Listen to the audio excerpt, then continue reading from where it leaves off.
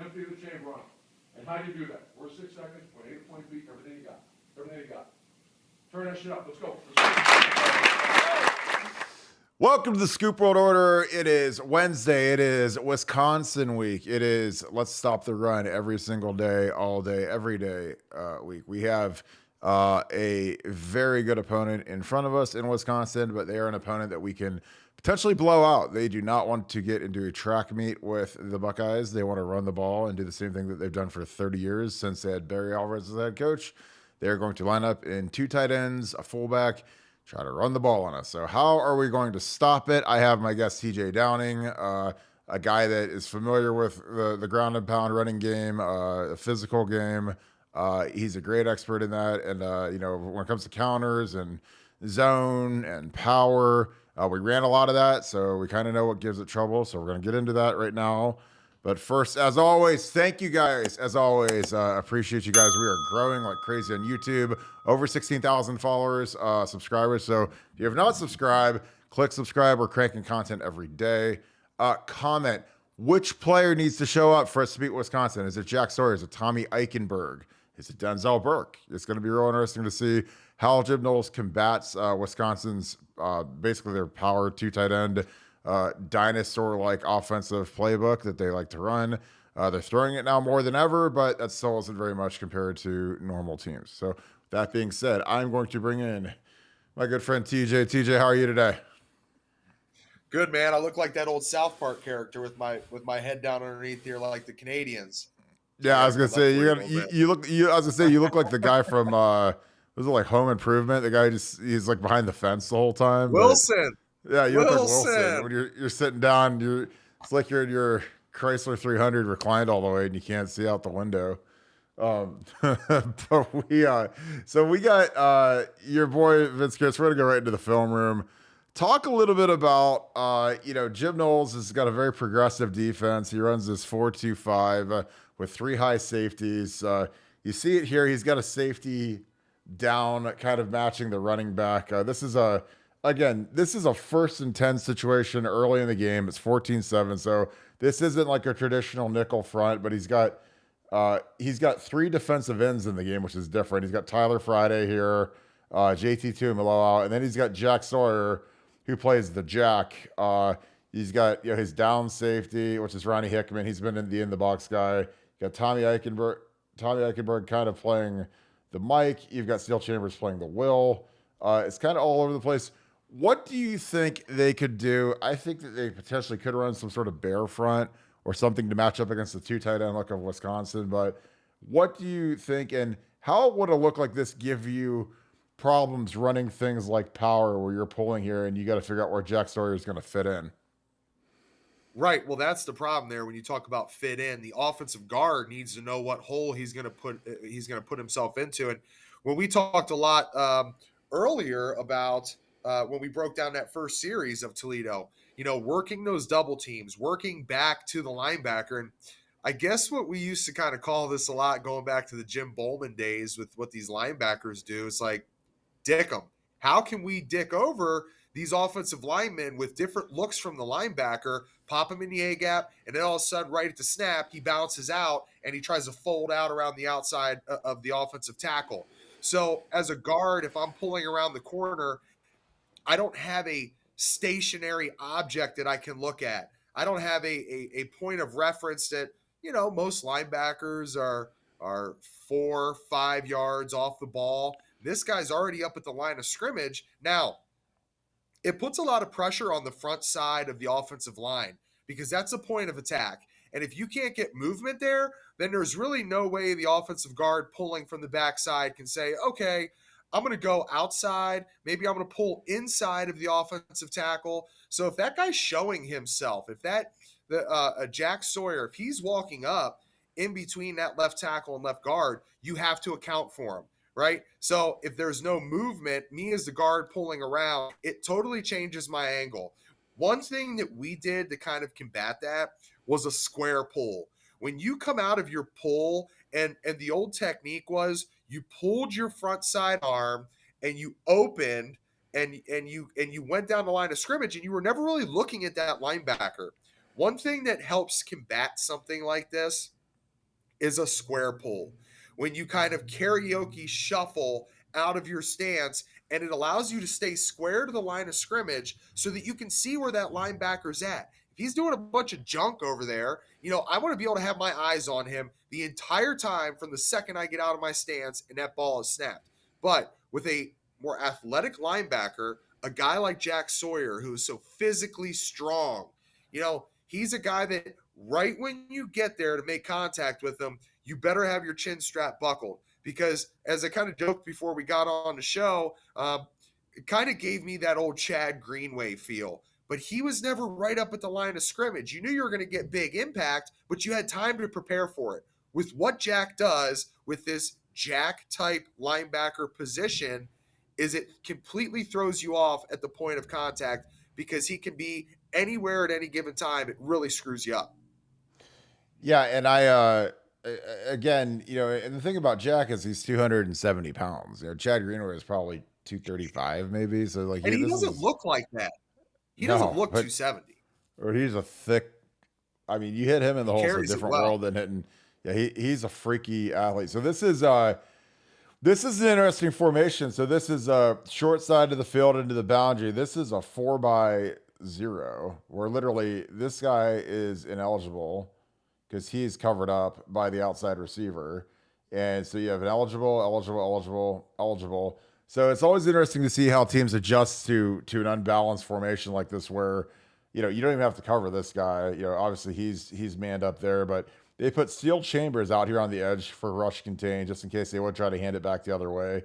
And then they've got the 3 ends in. They've run 3 defensive ends. They got their nose, and they've got Jack kind of picking where he's going to go. And then they've got Tommy Eichenberg right here, which again, this is one of those things where, we did 6,000 tests at Ohio State and walkthroughs and stuff. And I don't think we ever walked through a look that looked like this, and, when Jack is breaking the heels of these down guys, you have to treat him like he's almost like a 3 technique. So it's really, it's a funky look with a 0, a 3 technique, a 5 technique. And again, he can go basically wherever he needs to go here. But this is an interesting formation by Toledo. I know that Wisconsin likes to do it. So here they're doing like a little wind-back counter. Again, Steele is taught, Jim Knowles out of these defenses, he can either teach them to take the quarterback, the mesh point, or the running back as responsibility. I imagine he has them attacking the mesh here. But this is part of the beauty of having Jack off the ball is because he sees this pull action. And I know for a fact when Jim Knowles installs this with the Jack is reading this guard right here. So as soon as this guard takes his drop step and is pulling, Jack is flowing right into the hole. And you can see it perfectly. Now, Steele blows the whole thing up just by, he attacks the mesh, gets, the running back takes his counter step, and it literally, this is the perfect call for this because, if this guy's going to block him down, this guard is not going to get to Steele Chambers. There's no chance. He's got to try to kick him, and he just lets them go. And, if by some miracle this guy makes Steele miss and they've got to play, but, you see how with this pull, and again, I think this is something that Jackson be doing a lot this week when Wisconsin runs their counter play that they love to run.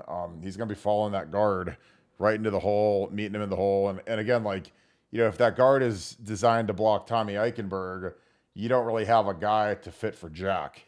Jack will be right there. Well, the guy that's supposed to fit on him, which I have no idea what this dude is doing, is the left guard. The left guard and the center have to treat this like a team going back to Jack, and then your puller is going to account for Tommy Eichenberg in the hole. So the left guard, I mean, dude, you got to come up there and see Jack folding over. I mean, your eyes, those are like Pee-wee principles, man. It's gap blocking. He shows right there, boom, you got to take him.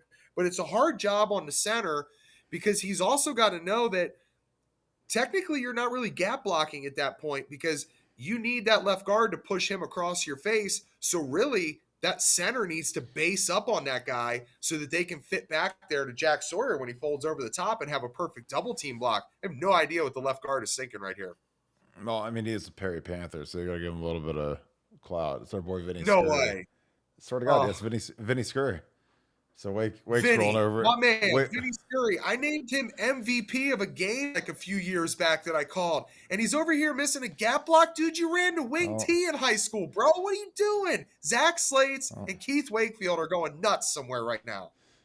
Well, your football IQ must have rubbed off of them after you did that game. So I'll tell you what, though, it was very high on Vinny Scurry. He's a good athlete, good player, but disappointed in his uh, effort right here. yeah, I think that, part of the thing I'd imagine, like, if you were playing left guard and we were getting ready for this funky scheme, and if you really studied how Jack Sawyer plays this, and you know that he's reading this guy, I mean, being smart and heady and how they do this stuff, you'd almost just, you got to anticipate this guy's going to come and meet you in the hole if the guard's Yeah, pulling, for sure. and that's his read. I mean, If I'm the center right here, I know that I'm telling Doug Daddish or Nick Mangold, okay, base that dude up, and I'm going to come as a left guard right down through your hip pad, because Kirk, when you put a little bit of punch, when we would work tag double teams together, and I stand that guy up, and you just give a little tiny push on that hip, that dude is going for a ride. So center, stand this guy up, 71 scurry, a little push on the hip, right as you fit up onto 33. The preparation and the hard part of this is being prepared for a 270-pound linebacker, defensive end, who's probably still running a 4.6, 4.7 40, I would imagine, and you have to be ready to take that contact now. So it's one step, hit the hip, and be ready to pop up square on 33 as he folds over into your face. It happens really, really fast, and another reason why Jack Sawyer was the number one recruit in the country. Exactly. Yeah, and I again, this is such a difficult look, and I love the scheme, because if you're like an offensive line coach or an offensive lineman, this is just a complete pain to go against when you have, when you have Jack, who's a guy that runs who runs head up nose anymore? Well, that's the thing. Well, we run the head up nose when we run this scheme, because he's got to basically be the guy that soaks up the center. And then, you got to have Jack basically be the flow guy, and he gets to pick where he wants to go based on what the guard does. So, I mean, it's really, you're running three defensive ends here, because you have Tyler Friday, you have JT2 Maloau, and you have Jack. But again, like, it's just like running like a 3-4 odd, and then you put your will linebacker who's still screaming off the edge. And again, like, this is the perfect call versus this play, because, again, when you've got, four receivers over here, and a lot of eye candy and a lot of guys adjusting over this way, the thing you're going to try to do is try to wind this thing back and see if you can get them caught looking. And again, if the guard, kicks Steele, there might be a chance. But I mean, Steele's so far off the corner. Like, the left tackle does a good job. But again, you're going to have two. Yeah, exactly. And you're going to have two guys in the hole, because, again, it's like what Michigan State used to do against Dave. Like, they would literally follow. They'd get their 3 technique to follow the puller into the hole. I'm sure you remember that. Like, that was something D'Antonio did. Yeah. And I mean, they did that in 07, where it was literally, they would just follow the puller into the hole. Like, they wouldn't let you back block them, and they just kind of, Except when I showed up for Clifton Ryan, he wasn't ready for what 7 Deuce had for him. He said, "Man, that's that real eye candy right there." He was looking over at those Ohio State cheerleaders, and he got a little bit of that 72 underneath his chin strap. But I mean, honestly, though, head up noses present such a challenge for centers. We talked the other day about Luke and some of the issues that he had at center for us get put into the backfield. I mean, when you got that guy right over top of the ball, it puts so much pressure on you nowadays, and more athletic defensive linemen. And the only way that right guard is going to be able to get that block on Steel Chambers is getting depth on that pull. You almost have to pull and start going about 2-3 yards into the backfield to be able to meet him at that point of attack. Angles are what we live in as offensive linemen. If you do not take the right angle, you are not going to get the block. Yeah, I totally agree. And here you got a 3rd and 15. Jim Knowles is real big on his slogan is "Give us an inch and we'll defend it." I mean, they treat the goal line, the yard to gain marker, like it's the goal line, like it's a touchdown. So you see they got 4 across, big cushion here. Obviously when you're playing the sticks. But yeah, it's going to be real interesting, because if Wisconsin is in this kind of situation, it's a bad day for them. The left tackle here is too deep. The left guard basically hangs him out to dry when he goes to that inside move, and Zach Harrison gets close. He gets a nice pressure, but that's a nice 3 and out for the defense. Doing some really good stuff. Left guard almost lost his ACL, man, as that tackle came down there. Boy, you know what he was doing. Hey, wait. First thing when I look at that defense, is there any way that we can send this up to Kevin Stefanski and Joe Woods? I would love that. Tell them Don't I let think people if throw it. they would have had that, they Don't let might not people have had a throw it guy over get your head. 30 yards behind them. Well, I just think there's the jackpot. It's like you're at the Jack Casino in Cleveland. There's another jackpot. I just to me I think that you can't let guys get behind you, and you can't have coverage blows where you have Corey Davis running for 60, 70 yards. I mean, it's just that. But that was that's the Browns. I mean, again, I've been to so many games where, like, I was at the Dwayne Rudd game where he threw his helmet, and Jeez. I've seen the light, like I've seen it, and I with the Browns, you're always ready for whatever. So here, Toledo comes out in bear defense, which is really ballsy because now you got everybody's manned up across here. You've got your 3 technique, you've got a 0 nose, you've got a 3, you have your 2 stand up outside guys, and you have your Mike in the middle. This is really going to be tough. Yeah, I don't think running bear against CJ Stroud is kind of suicidal just because he's such a good thrower. But if I was Jim Knowles, I would show bear against Wisconsin just so it's something that Michigan would have to study and get ready for. But they're trying it because it worked with Virginia Tech 10 years ago, and teams are going to try that for basically the rest of eternity. But here you see they do this little short orbit motion, a mecha, draw the eye candy, and then just run stretch into the boundary. Really nice play here. I think Trey might be out by now, so it's the Mayan Williams show at this point. But Big DeWand, kills the Whoa. guy that he's going Whoa. against. Yeah, He took that yeah, cat for a ride. Wand against a linebacker is pretty miserable. I would say I'm gonna take this back. I was hoping they'd give me a wide replay, but Well, I think for as much as we've kind of criticized Dewan for some of his footwork stuff, for his size, when he gets out into space, he's exceptionally good at blocking against linebackers. I mean, everybody knows about his basketball history. He can move around well. I mean, this guy right here. I mean, I'm running over right side all day if you're be able to get a push like this, and as you kind of put that signal right there with the markers on the right guard and the center. That's really the right guard is the guy that is the key right here. It's never easy stretching a 3 technique, especially if he's playing heavy outside. And Dewan's basically he's getting a free. Let's talk about wide receivers, free release. There's no help right here because that linebacker is so far outside the hash mark that Dewan's just got to take off and go. So the big job is on the right guard now. You have to be able to get some type of stretch on that guy, stretching him, keeping him square. And I think right there, that's a pretty good fit for Jones, for Jones. But you see the Toledo guy's helmet outside of him. So this is where you kind of get that refit battle, but also while trying to get a little push off the line of scrimmage, because really a stalemate is not going to work. But as you see, as it kind of unfolds here, he gets to roll him back a little bit. yeah, he kind of horses him back right here. Gets a really gets that outside arm out there. Again, this is one. I don't know, like his arms outside. I think it's a good block, but I mean, anytime you torque a guy down to the ground, obviously you can always be worried of a holding call. And again, that's something that Yeah. it's a great block, and it makes the whole play. And then Luke Whippler does a great job getting up to the second level. You've got DeWand basically putting a guy inside of hell with being 6'8", 370 pounds of moose up on this poor safety who's, I mean, this guy is like, I did not sign up for this right here. This sucks, but that's why DeWan's DeWan. I mean, it's like, he's a guy that he should be the focal point of the running game just because he's such a monster. And, Donnie does a great job of sealing this guy up. PJ is trying to, get a little bit of this, if, when mine's getting shot out of a cannon. And, the thing that'll be nice is to see if they build a bootleg out of this because, over here, you're short. I mean, is there a, you got, I mean, if you boot out here and you send him deep and cross and, something, little outlet here, I mean, this guy's got to cover him. I mean, there's going to be someone running wide ass open. But I love DeWan here. Again, he's finishing. That's 11 yards. He's literally not even touched. So that's about as perfect of a run as you could ever design. And it's very well blocked by DeWan and in the O-line. And again, I know you love Mayan. Mayan's real good.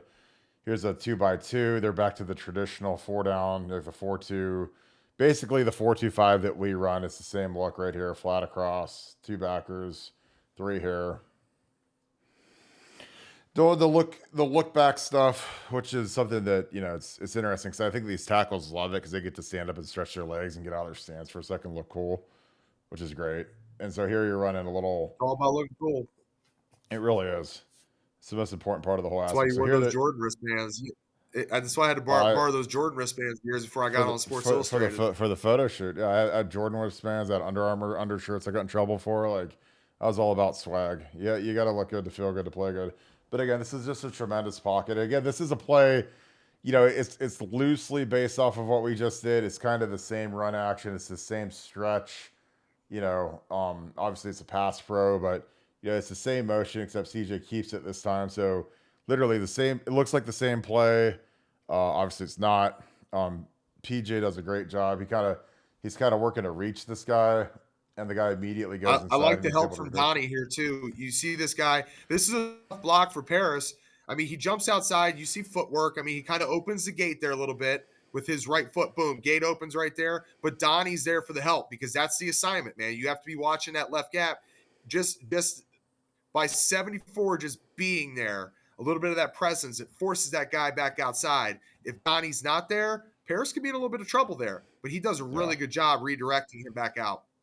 Yeah, and they just kind of just muck everything up, and there's, I wish that, just a nitpicky thing. I wish that DeWand, since he's the free guy, would just go kill this guy, but he doesn't. Yeah. He just kind of, kind of just puts a hand out because I mean he could really, because that was always like a big thing for me is like when Luke Whippler's the guy who's, he's struggling. He's got the guy on his chest, kind of getting pulled back, and DeWand's.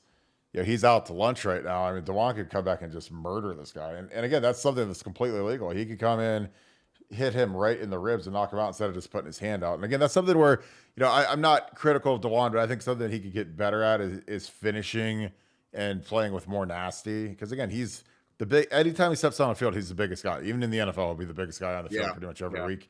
But he doesn't play like it. And again, that's not, I don't know if it's because he's the gentle giant or what it is, but I think he could come in and smoke this guy. And again, when you're the free guy and your boys back here struggling, you could come kill that guy. I mean, you go get a piece of somebody and finish somebody if you can. Yeah, exactly. Like just take him out. So the problem there for Blonde, which we talked about the other day, is being on the same plane as the other guy. He stays too tight on the line of scrimmage where he should have dropped back and got a little bit of depth, and that's going to allow him to be able to get that kill shot.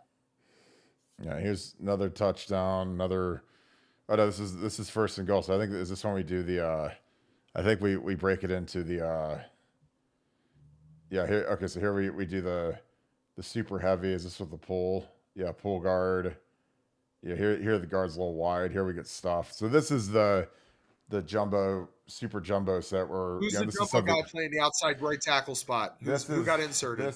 That's Josh Fryer. So he's wearing 41. He normally wears 70. They put him in a second jersey until late in the game. He switches back into 70 when he's playing right tackle.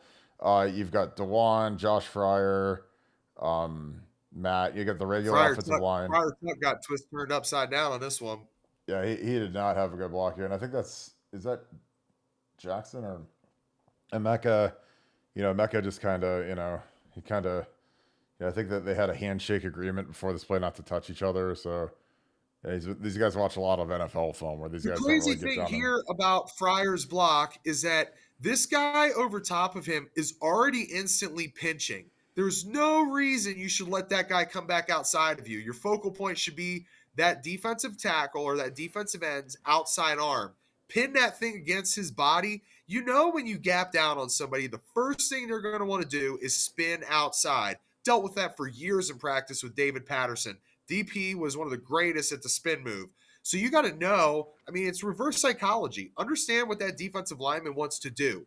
He knows when you gap down on him that the ball is going to be coming back to the other side. So he's going to spin out of it. If this guy's already stepping down to his right, Fryer Tuck should be burying this cat. Well, I think the hardest part is his first step. He takes no first step, and his second step kind of oversteps. So he can't. It's like when he makes contact, he's so narrow, and this foot has no power at all. So he's just kind of like lunging forward, and this guy he just spins right off into the hole. And again, this is part of when you play this football on a phone booth where you put all these guys in this condensed box because it looks like I mean, the defense looks like punt rush on Madden essentially. So it's, there's got to be a free hitter somewhere, especially when you pull a guard. You've got all these guys up in here. It's gonna be tough. Like you got a fullback coming to kick out, and you got a guard pulling, and Donnie doesn't really get a hold of anybody. I mean, but if Fryer could hang That's in a nice there, block by Cade. Look at Cade. Cade no, essentially takes like 3 Cade's, dudes right here. yeah, Cade's fantastic. I mean, honestly, like if Donnie sees color, so I can see what he's doing here. But like, I mean, if he just wraps around here, this is an A gap run, obviously. But I mean, if he splits it, right there's the split. But I mean, he's got his. I mean, he's trying to get up in there. This is just power. This is just 46. Same thing we ran 8,000 times in our career, and you're trying to hit it in the A gap, and it's when the guys don't. I get hitting in the A gap, man. But I mean, when you talk about vision and awareness on the field, I mean, you keep that thing right between Rossi and Donnie, dude, you're walking in the end zone. Nobody's even touching you. Yeah, it's like what Pitt did in 05. He kind of bounced it, and it was easy money. But yeah, here's the same thing. You got Kate at your wing. You've got Fryer. Same crew. You got a Mecca in here who's just the last place on earth he wants to be, and he actually releases this time. Thank God. He's got this stance is great. Holy cow! Look at that. Oh my God. He's like, you can tell what a guy doesn't want to be you can tell what a guy doesn't want to line up at tight end. He's in that stance. I mean, he looks like an old guy. His peripherals on PJ, like, dude, please don't step on me. Please don't step on me and let me. How do I clear out and run my little route here?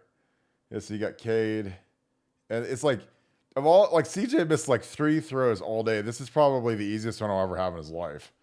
Cade, I mean they just completely blow the coverage. These guys are we gotta go kill Mayan Williams. I mean, just complete MA.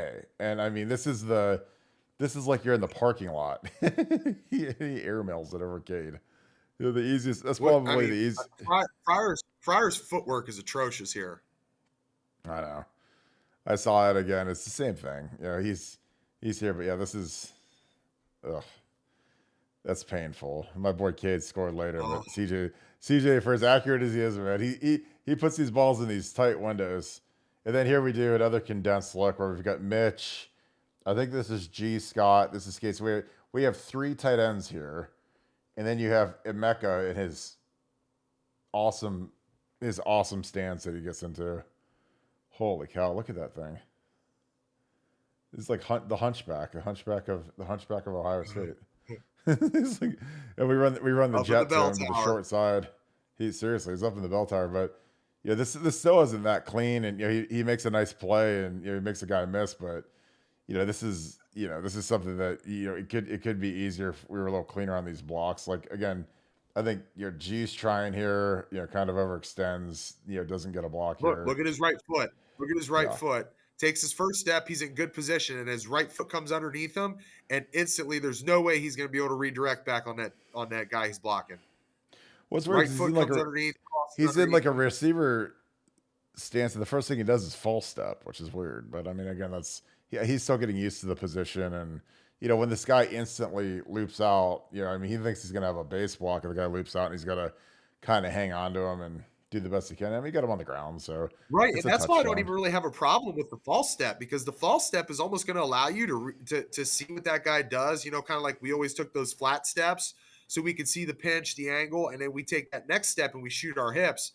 If he takes that false step, sees that guy's going to go up there and not take that right foot underneath him inside, he's going to be able to square this guy up.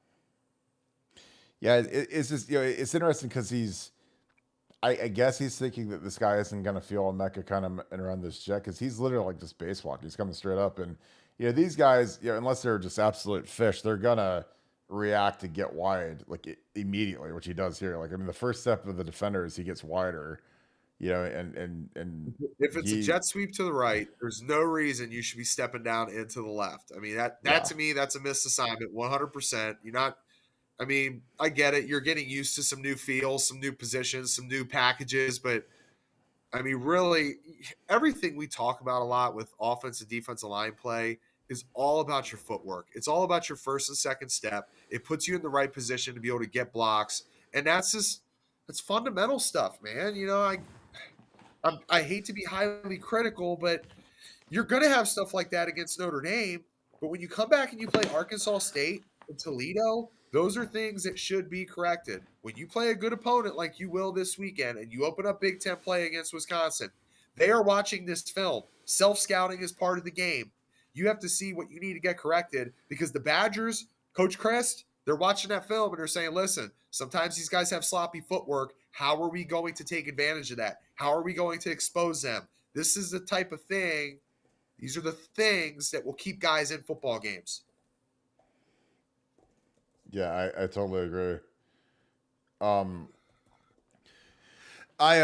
So it's Wednesday. What are you thinking? How are you feeling about the Wisconsin game coming up on Saturday? You feel like it's gonna be a blowout, tight game? What are you thinking in your mind at this point? Well, I guess you can't really take a whole lot away from a 66-7 win over New Mexico State, but you see the week before they lose to Washington State. I mean, I don't really I think it's just a tale of what team shows up. When you open up Big Ten play, you can kind of push all that out of conference stuff to the side. Wisconsin's going to be ready to roll. We know that Graham Mertz is a good quarterback. He's kind of growing and developing. You see a handful of tailbacks that on any given play can hurt you. But I mean, Braylon Allen, dude is a load, man. He's 240 pounds coming downhill at you. Better strap up. I think this is a game where Tommy Eichenberg, he's going to have to flex his muscle because he's going to be required to make 15, 16, 17 tackles. Yeah, I totally agree. I think it's going to be a Tommy Eichenberg kind of game. I really believe that. It'll be interesting to see if we do anything else that we're going to be getting a hold of in terms of a 5-man D line. I mean, we were playing 3 DNs last week a lot, and I think that it'll be interesting to see if we all we got to do is throw one more D tackle out there, and we're good to go. I mean, it's basically a 5 D line unit, and I don't know if you need 5 DBs on the field against Wisconsin. Maybe you do, but I feel like with the way that those guys personnel, we're going to be seeing some pretty heavy adjustments by our defense. So that being said, bro, good.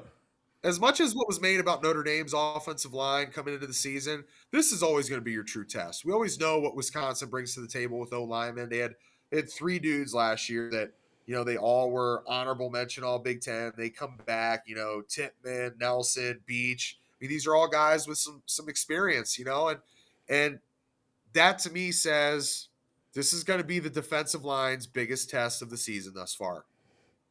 Yeah, I totally agree. And that running back's fantastic, and it's going to be a brutal game. But I know that if we start scoring on them, then it doesn't have to be close. So Wisconsin typically doesn't have the DBs to be able to cover down on us. No, yeah, and that's the thing that we've really put it on them. And I mean, they haven't beaten us since 2010, so it's been a long time since they've actually beaten us, which is funny because in the early 2000s when we were there, they beat us in 01, 03, 04, and then 10. But I mean, there was like a 3 out of 4 year period where they beat us, and they really let us know about that constantly. So you got to resurrect that spirit of Erasmus James and Antaj Hawthorne. Yeah, we really do. But it'll be a good one, man. Well, I'm gonna wrap this thing up. I appreciate you, bro. We'll do this again maybe tomorrow. Go through some more film. Cool. Yes, sir. All right, brother. I'll catch up with you. As always, another great episode with TJ Downing. We broke down a lot of film, talked about a lot of tendencies. Again, we're not even through the first quarter, so we could really grind through that thing. It'd take a while, but it's always fun to talk with TJ about some of his offensive line expertise and go through some of the plays, some of the defenses, and talk through some things. So hope you enjoyed this episode. As always, give me some comments. Who needs to step up against Wisconsin? Who needs to be the guys that make the plays to stop Braylon Allen in this ferocious rushing attack? With that being said, as always, thank you guys. If you enjoyed this, leave us a like, subscribe to the channel. If you want the real inside scoop, join BuckeyeScoop.com. We are the most active message board on the internet. We are crushing it. And I'm just telling you, it's a blast, and I can't wait to get on here. So with that being said, as always, thank you so much, Buckeye Nation, and thank you, Scoop family. We are going to beat Wisconsin, but we will talk to you tomorrow. Appreciate you guys as always. Go Bucks.